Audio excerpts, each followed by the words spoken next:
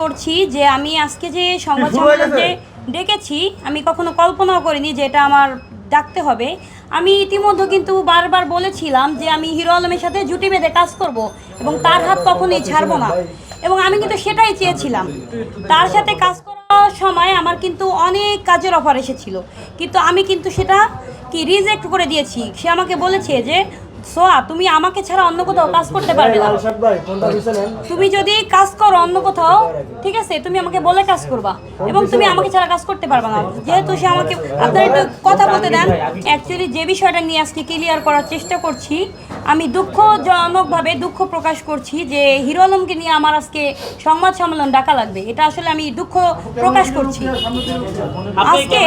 আজকে সে হচ্ছে, তার সাথে আমি বিগত দিন কাজ করেছি, তার সাথে কিছু রিলস ভিডিও আমার ইতিমধ্যে আপলোড হয়েছে, আপনারা জানেন। তো যখন হচ্ছে মিউজিক ভিডিওতে কাজ করার সময়টা আসলো, তখন সে আমাকে বললো কি, সোহা তুমি তো এত ক্যামেরা তোমার সামনে থাকে, তুমি তো ওখানে কমফোর্টেবল ফিল করো না, তুমি তো আমাকে ধরতে মানে কি আনইজি ফিল করো, আমাকে জড়ায় ধরতে পারো না, আমি যদি তোমাকে রোমান্স করি সেই রোমান্সটা নিতে পারছো না। তাই আমি বলছি আচ্ছা তাহলে কী করতে হবে। তা বলতেছে তুমি একদিন আগে আসবা। তা আমি কেন একদিন আগে আসবো? কে হ্যাঁ, তোমাকে আমি শেখাবো রোমান্স কাকে বলে, তুমি একদিন আগে আমার কাছে থাকবে, তুমি আমার সাথে রোমান্স করবে, তোমাকে আমি আদরে আদরে ভরে দিব।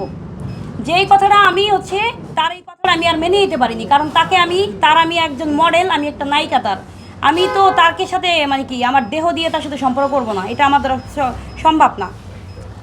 আর সে তারপরে আমি হচ্ছে বললাম তাকে যে ভাইয়া এটা আমার দ্বারা সম্ভব না।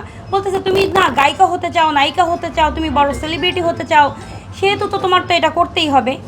তো সেইগুলো হচ্ছে আমি মেনে নিতে পারিনি, এজন্য হচ্ছে তার যে ভয়েস ক্লিপগুলো আমি সমাজে তুলে ধরেছি, সোশ্যাল মিডিয়ার মাধ্যমে তুলে ধরেছি।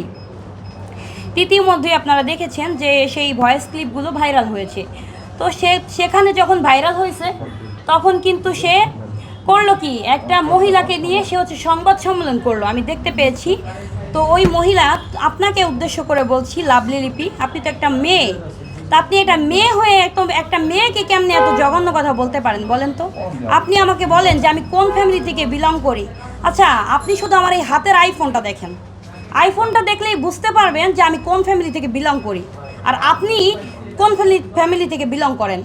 আর আপনি যে কথাগুলো আমাকে বলছেন যে আমি খারাপ, আমি ভালো না, আরও একটা কথা বলেছেন যে আপনি বলছেন যে আমার পেট ফাটা। তো এই কথাটা আমি ক্লিয়ার করি, আসলে আমার পেট ফাটা ভাই আমিই জানি না, মানে সে কেমনে জানলো, আমার তো মানে অবাক। মানে আমার সাথে কি ঘুমাইছিল সে, নাকি আলম আমার পেটমেট দেখছে, আমি যখন ড্রেস আপ চেঞ্জ করছি তখন আলম উকি ঝুঁকি মেরে তাকাইছিল। আমি তো মানে আমার চিন্তাধারায় আসে না যে কেমনে এরা, হ্যাঁ না সিসি ক্যামেরা তারা ফিট করে রেখেছিল।